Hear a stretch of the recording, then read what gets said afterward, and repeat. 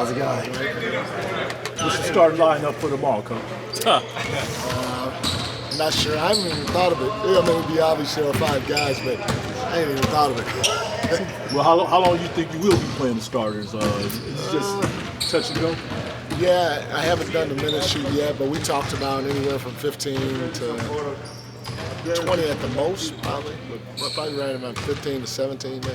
What are you hoping to see from the guys that are fighting to make some of those last spots?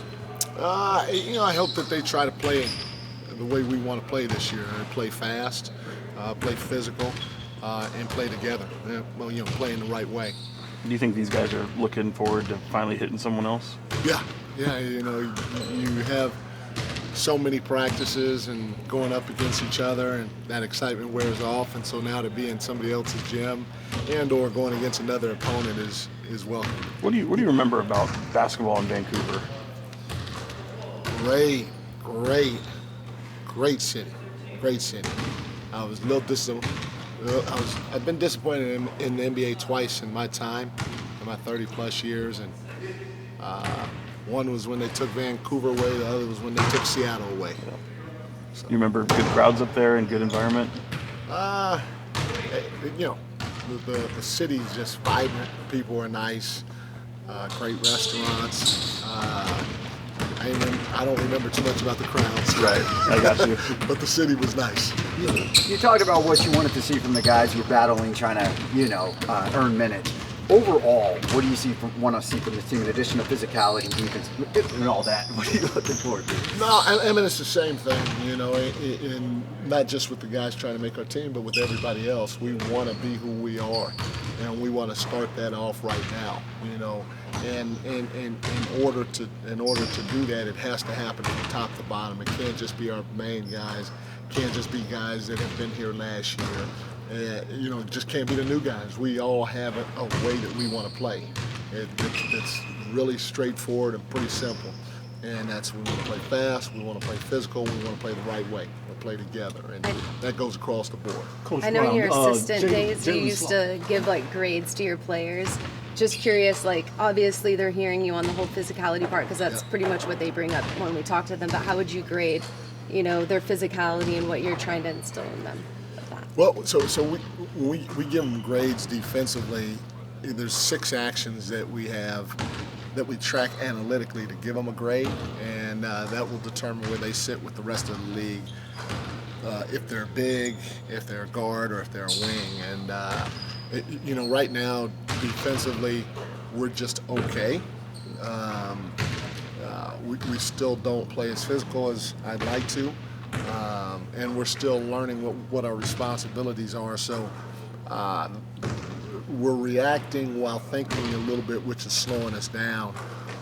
So hopefully that can, and it's early, but hopefully that can continue to progress upwards so that come the start of the season we're there. So you're about a C grade then? What's that? I said you're about a C grade then, maybe. Yeah, we're probably we're not where we want to be, so not at all. So there's a lot of room for us to grow as a team defensively. How about conditioning standpoint? Conditioning standpoint through the first week, is that kind of part of play into it as well? Yeah, we're getting there, but I thought the guys did a decent job of coming into camp in shape.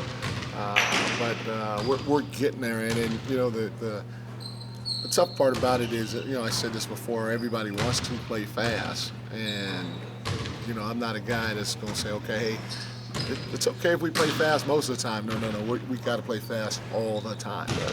And you guys know that it's a lot harder to do that than it is to say it. Mike, how many guys would you say you traditionally like to have in your rotation, and what's a reasonable expectation for this group?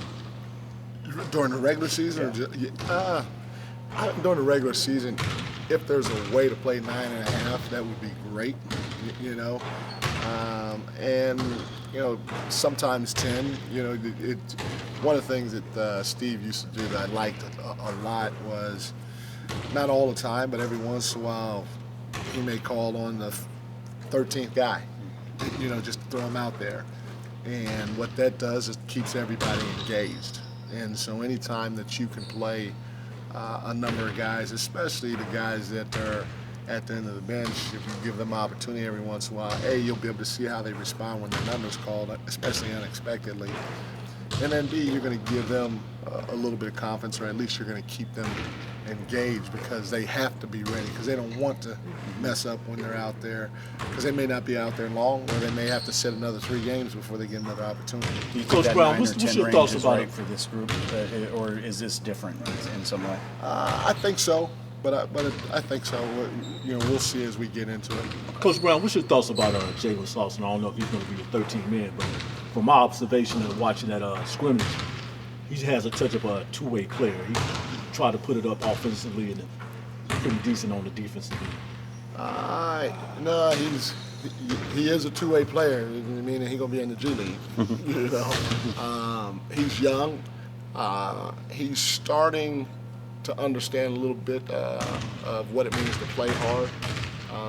There's some things that he's got to figure out offensively too. What's a good shot? What's not a good shot? But he's got a chance, I think, down the road to be a decent player in this league. You know, he's got the size, he's got pretty good athleticism. I think he's hungry. But we'll see. But he's still got a ways to go. Kind of different too, because you know he's from basically a football school in Furman and stuff like that. So he's basically off the radar. You think he was been working hard enough, you know, to prepare himself to be in this type of league? Yeah, eventually. Like he just needs to keep concentrating on learning and growing the right way. And if he does, he's going to put himself in position to get an opportunity. But you know, is he in our top 10 right now? Top 12, top 13? No.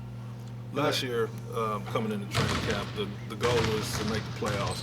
Now you're starting to talk about competing for a championship.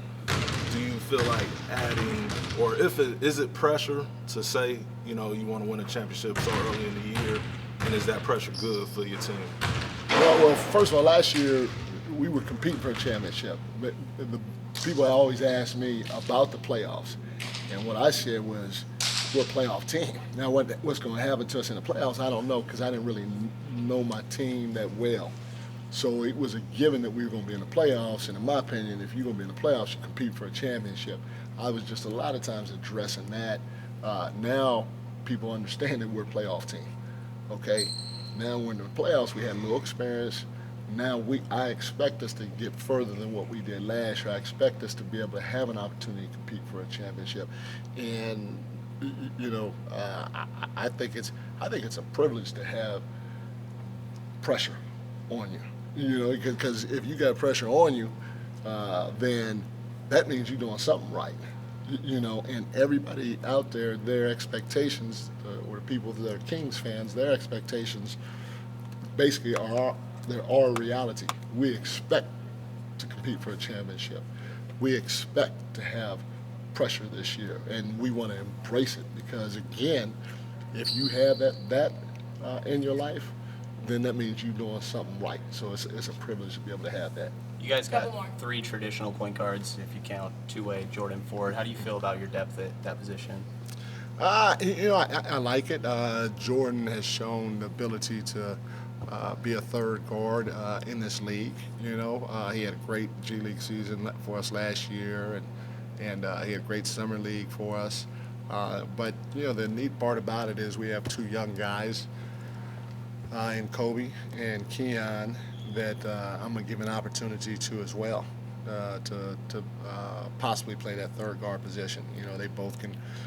If you think about our offense, we don't have a guy that needs to traditionally come down and be the main pick and roll player or break the defense down to get guys easy shots. We rely on our spacing, our pace, our ball movement, our ability to attack and respace to get great looks. We just need somebody that's conscious enough to, when nobody's there, to go back and get the ball and bring it with pace. And I think both those guys may have an opportunity to do that sooner than later. I know last year there was maybe a couple spots in the starting rotation up for grabs. This season, do you still have that competition, or do you pretty much have a good idea of where you want to go with that? Yeah, we have a pretty good idea where we want to go with it. We have our, the group that finished the season last season. We're going to give them another opportunity or first crack at it. But at the end of the day, if somebody steps up and separates themselves from the rest of the pack, it's my job to make those hard decisions.